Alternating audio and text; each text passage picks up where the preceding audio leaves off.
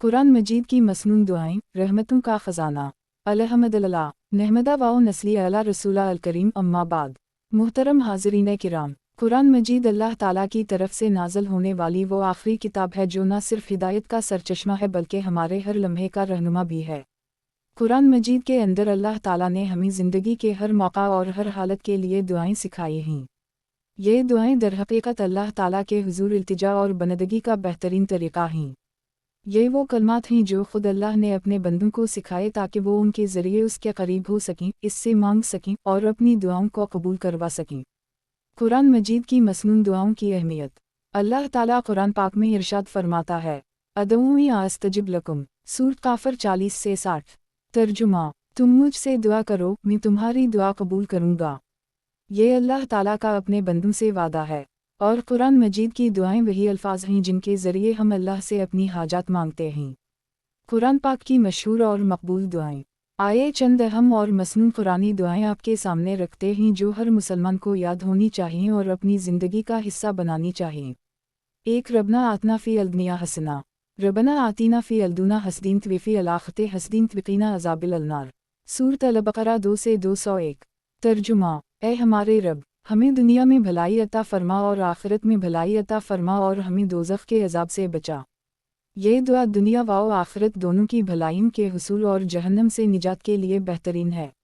2 रब ज़दनी उलमा, रब ज़िदनी इल्मा। सूरत 20 से 114। तर्जुमा, ए मेरे रब, मेरे इल्म में इजाफ़ा फरमा। ये दुआ इल्म के तलबगारों के लिए है। हर तालिब इल्म और हर इल्म हासिल करने वाले को ये दुआ रोज़ाना पढ़नी चाहिए। 3 रब आशरह ली सदरी, रब अशूरह ली सदूरी वैसली आइमुरी वाहुलुल उक़ूद मिन लिसानी यफ़क़हू क़ौली।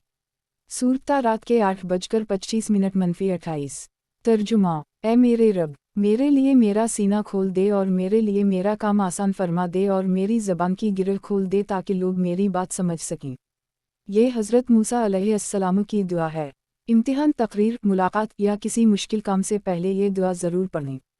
4 रबना ज़ुल्मना इंफसना, रबना ज़लमना अनफुसदीना वन लम तग़फ़िर लना वतरहमना लिकुन मिनल ख़ासिरीन। सूरत अल-अराफ़ सुबह के 7:23। तर्जुमा, ए हमारे रब, हमने अपनी जानों पर जुल्म किया और अगर तो हमें मुआफ़ ना करे और हम पर रहम ना करे तो हम खसारा पाने वालों में से हो जाएंगे। ये हज़रत आदम अलैहिस्सलाम की तौबा की दुआ है। गुनाह के बाद या अल्लाह से माफ़ी मांगते वक्त इस दुआ को पढ़ना बहुत अफजल है। 5 रब हबली मन अलसालहीन, रब हबली मीन अलसालेहिल। सूरत अल-साफ़ात 37 से 100। तर्जुमा, ए मेरे रब, मुझे नेक औलाद अता फरमा। ये हज़रत इब्राहीम अलैहिस्सलाम की दुआ है। औलाद की ख्वाहिश रखने वाले इस दुआ को दिल से पढ़ें। 6 रबना ला तज़क़ुलूबना, रबना ला तुज़िग़ क़ुलूबना बअद इज़ हदयतना वहब लना मिन लदुनक रहमतन कांतिल लहबू। सूरत अल इमरान 3 से 8। तर्जुमा, ए हमारे रब, हमारे दिलों को हिदायत देने के बाद टेढ़ा ना करना और हमें अपने पास से रहमत अता फरमा, बेशक तो ही बहुत अता करने वाला है। ये दुआ हिदायत पर साबित कदम रहने के लिए है। हर मोमिन को ये दुआ अपनी ज़िंदगी में लाज़िम करनी चाहिए। कुरान की दुआओं की खुसूसियत। ये अल्फाज अल्लाह ने खुद सिखाए हैं। ये दुआएं ईमान वालों का सरमाया हैं। ये दुनिया और आखिरत के लिए फ़ायदा मंद हैं। ये दुआएं दिलों को सुकून देती हैं।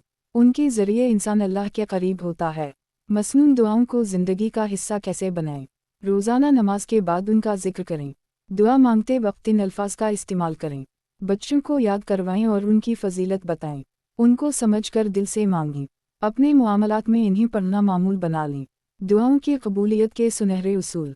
अल्लाह पर कामिल यकीन रखें। दिल की गहराई से मांगें।